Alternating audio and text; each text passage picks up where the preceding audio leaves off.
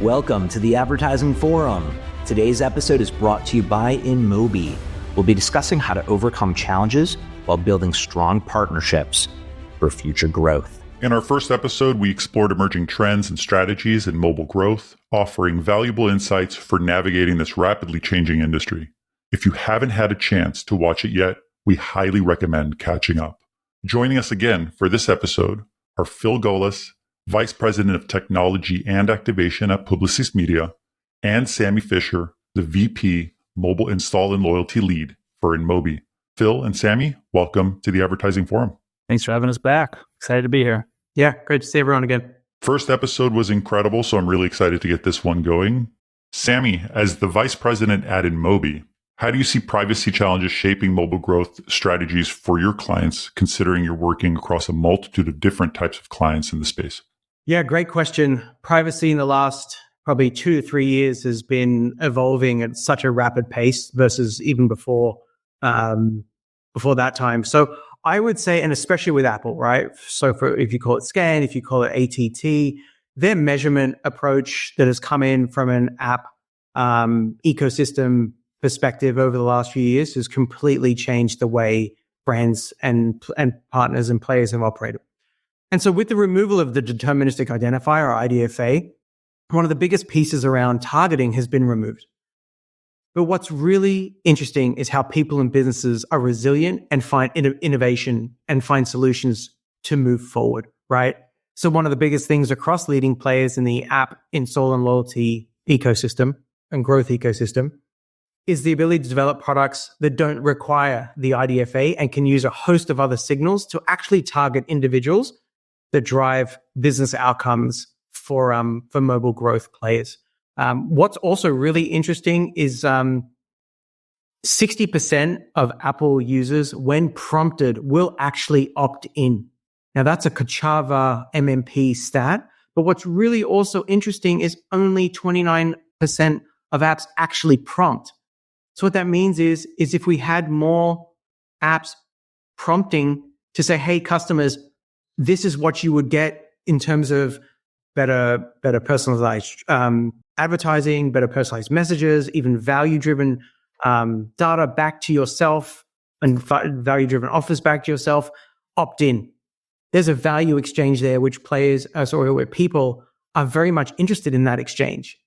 However, so many apps don't provide that. So I would also say that even though we're evolving in the marketplace and the evolution of products have evolved to where they need to be and will keep evolving, make sure you understand your customer, ask them to opt in with something that will be of value for them moving forward, and then will be of value to the business that you're in. Those were some alarming stats. Thank you for sharing that, Sammy. So Phil, I saw you nodding along with some of that too. How do you see privacy challenges shaping the mobile growth strategies for your clients? Yeah, I think what Sammy said is it's really about emphasizing kind of trust and transparency with consumers at this point.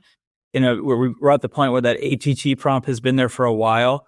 And those numbers you shared, Sammy, those check out, I would say, with a lot of our brands too, of the ones that are opting to do the ATT prompt, where if you're upfront giving that trust and transparency with those consumers, they're more likely to really to opt in and do what they need to do as far as tracking and data privacy and whatnot there. So, and then the other thing too is I think we've gotten over the worst or the first couple waves of the privacy concerns especially with Apple, as you talked about. We know Google and Android will have something, even taking it out of the app ecosystem and you know, the discussion around cookieless future and the desktop and web space as well too. It's like we've already ripped the Band-Aid off of this privacy world, and I think a lot of the players in the space that have navigated privacy well on iOS are still standing and still here and have come up with solutions and strategies to survive and even thrive as Apple has kind of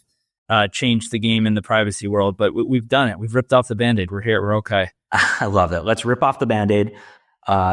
Thrive and survive, Phil. So with that, Sammy, can you give examples of how leading brands are successfully able to prove the value of their mobile app investments? So great question. And I Thank you. many advertisers are so leaned in now because what the app provides, and I'll just give you an example of some of the metrics available to them that they own as their own data, right? So from an app perspective, you can measure revenue, the rewards membership increases, decreases, time spent within the app, the value of the purchase, the amount of products that they've reviewed, the frequency of purchase. All that is 1P brand-owned data for them to understand how successful their app is and their loyalty program is through the app, right? So a host of metrics, and actually depending on how a brand wants to test and learn within their paid media channels, you'll simply see up and down metrics of all those come into play to understand, is this being successful? Is it not? Test and learn, right? So yeah, very, very important metrics for a brand, and they own those. Yeah. And if you're working with an MMP partner, a mobile SDK partner too, like the amount of rich data that you can get out of that is huge, right? And like Sam was saying, it's all this own data. I would argue that even with the privacy roadblocks that we've met the last couple of years, there's still so much to insight that you can get from working with an MMP and having some of those insights there beyond install. Like you said, you can see customer checkouts, you can see bookings for hotels and things of that nature, and kind of follow the consumer journey and see what they're drawn to in there. And you're already getting them to opt in to use that app. They've already made that intentional decision to, I like brand XYZ, I'm downloading their app. So now you're getting to see some of the consumer behaviors in real time. And I think there's no better platform position to do that than mobile. It's the year of mobile. It has been, it will be. Mobile is here, it's staying here, and it's in all of our hands as we speak, as we record, as we watch. With that said, going into 2025, what should brands be thinking about when they're selecting agency and media partners best suited to actually help grow their apps, grow the communities, grow the usage? Yeah, I've seen I've had the benefit of seeing this across different brands that we've worked with too, and it's really a synergy of a couple different entities, if you will. So you've got the brand, you've got whatever agency partner that you might be working with. You've got folks like Sam and the InMobi crew, and working with like a mobile MMP partner as well too. All of those parties have to work in sync and kind of be aligned on a strategy, because what we do see sometimes is brands are kind of going at it alone, or only thinking about their organic piece of this and haven't involved their agency teams in this kind of strategy before. And really, we've seen it work best when everyone's kind of in lockstep, working as one unit. The brand has given a directive on, this is what we need. And now agencies, partners, MMP partners can kind of action on that, work together to bring that to life for the goals of the advertiser. Thanks, Phil. Sammy, I see you smiling during some of that. Yeah, it's pretty amazing. Just to build on Phil's point, every marketer or brand from a mobile app and loyalty program is on their own journey. So to Phil's point, know where you are in your journey. Try and figure out if there are folks or brands a little further ahead, or some very much further ahead, how they got there, what they have in place now, and that will help your journey along the way to know what the pieces are that you need to get to where you want to go.